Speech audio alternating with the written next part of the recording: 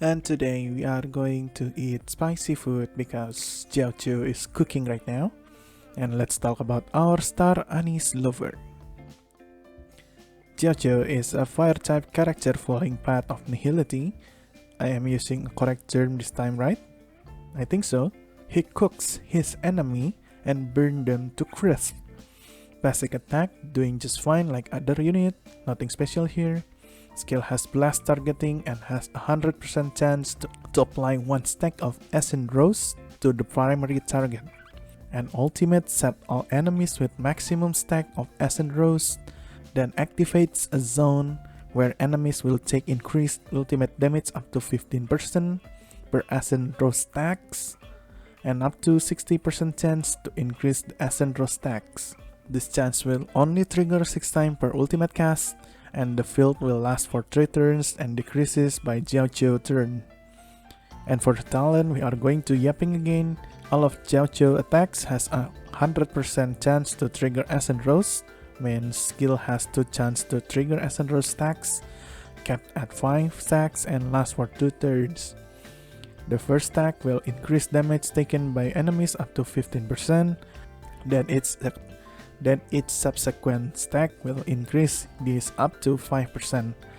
If I set up to, that means it is at trace level 10.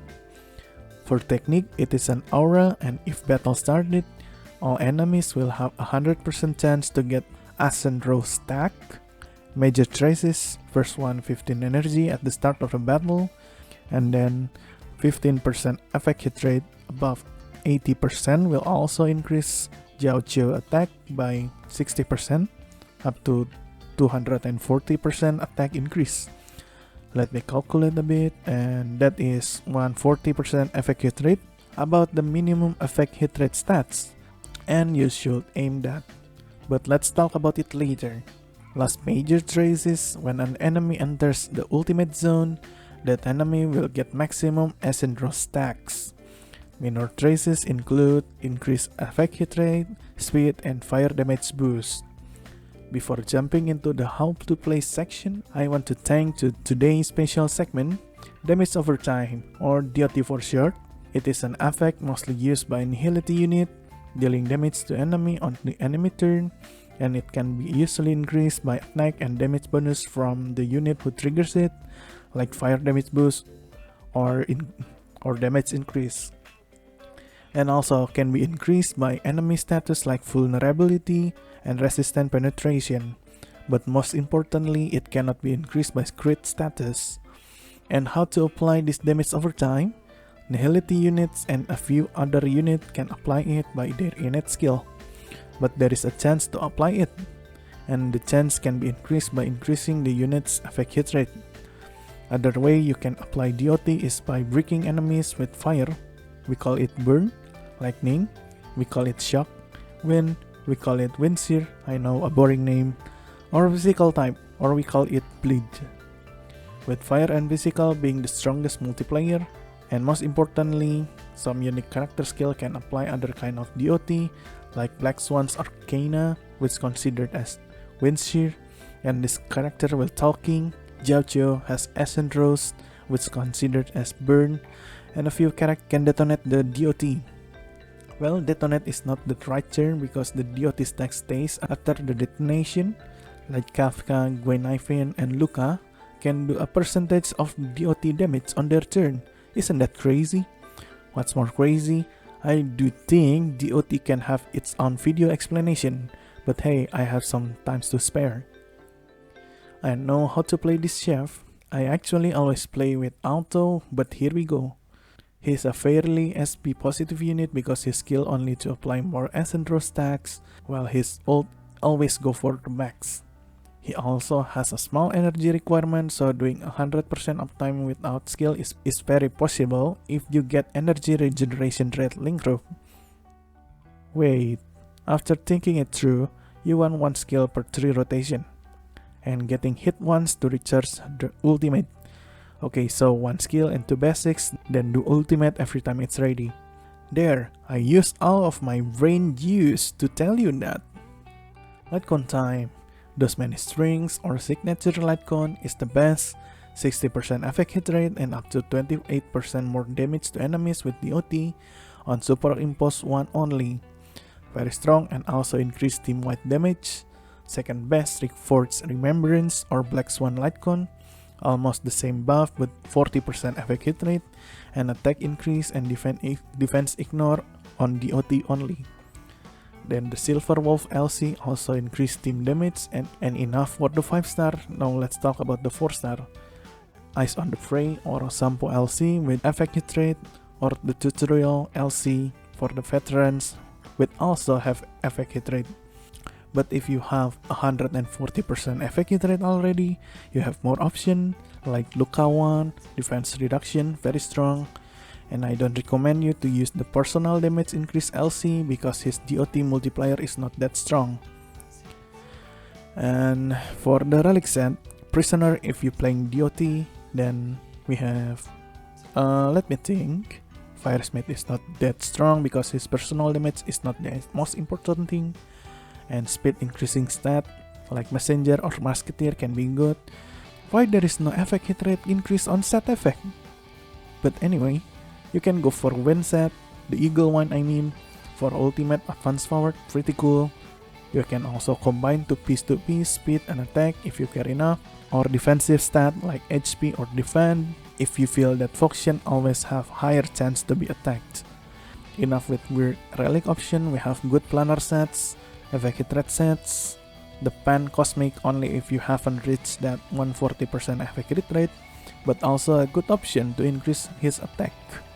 Then the recommended one, energy sets, Von Quack for advanced forward, very useful, or Penacony if you bring him with a very specific unit. We will talk about it later.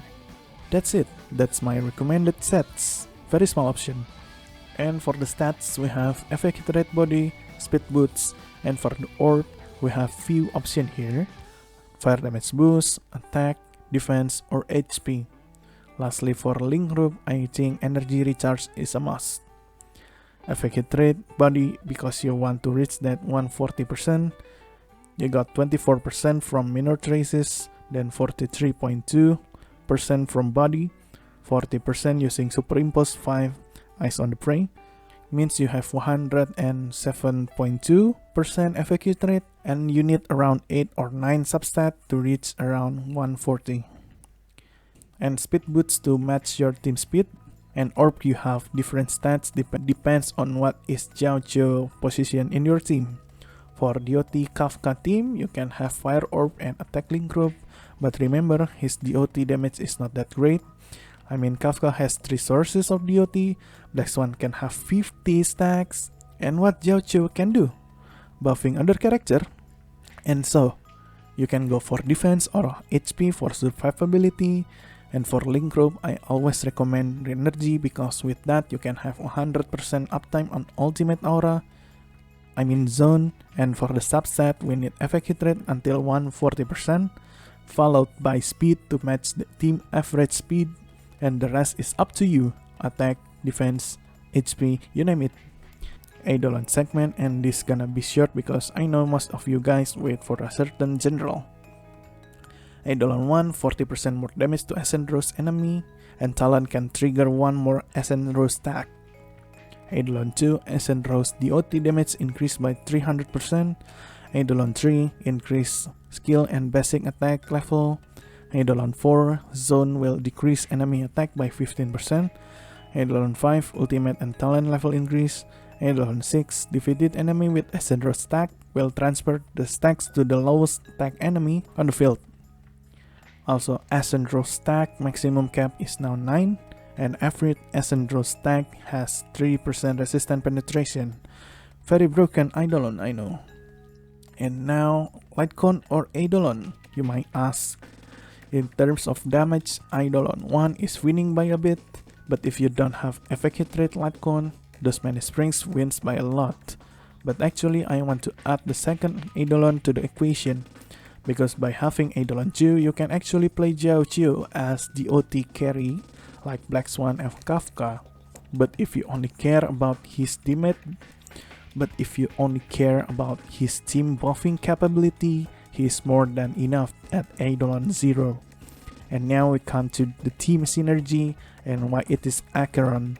Because Ascent Row stack with Ultimate Zone active will be increases based on enemy turn.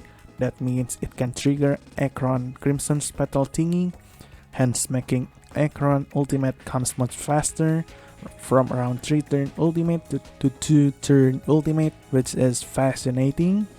Even Black Swan cannot do that. And there is more. Every Ascent Row stack will increase ultimate damage, means very big numbers on Acheron can go even higher. And if there will be any other ultimate damage carry, Jiaoqiu is there to buff them. So I think it is safe to say Jiaoqiu is more like Harmony unit than a Nihility unit. And what's his synergy with other unit? Well, you can do Kafka DOT, but it will deal not great amount of damage. Not really recommended unless you have Eidolon 2 and Lock. And for the team example, we have Acheron, Jiaoqiu, and other buffer or debuffer and sustain unit. Other buffer can be Harmony unit like Sparkle, Bronyo, or Wanmei, and debuffer unit can be Black Swan, Pella, or Silver Wolf. And why you can only bring 2 Nihility unit here? Because 45% damage loss from not bringing any other Nihility unit for Acheron on Eidolon 0 is compensated by Jiaoqiu Ultimate damage increase.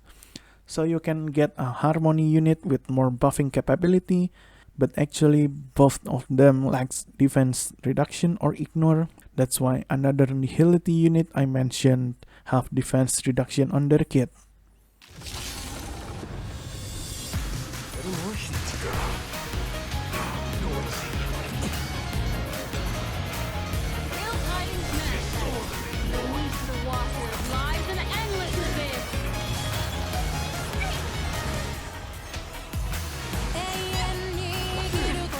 I weep for the heart.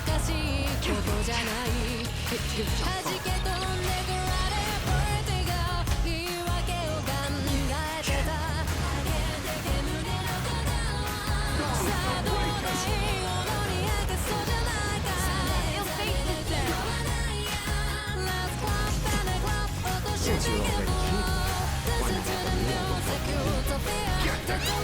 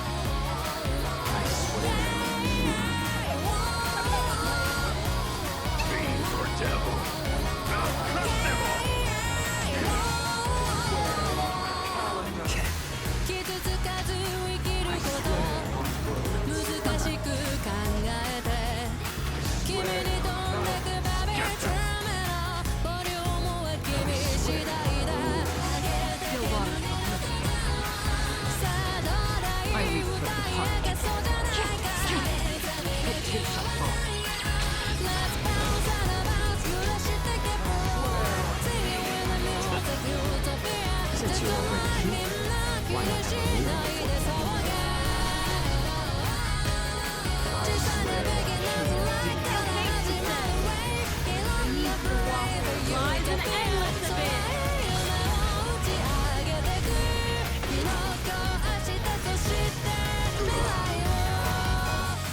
And this is the end of the script. Overall, he's more like a Harmony unit to me, looking at the ultimate damage buff he can do, and especially can increase Acheron stack even faster. I do think he is the best Acheron battery for now, so get him only if you have Acheron and you want your Acheron go even stronger. Thanks for watching and see you in another video.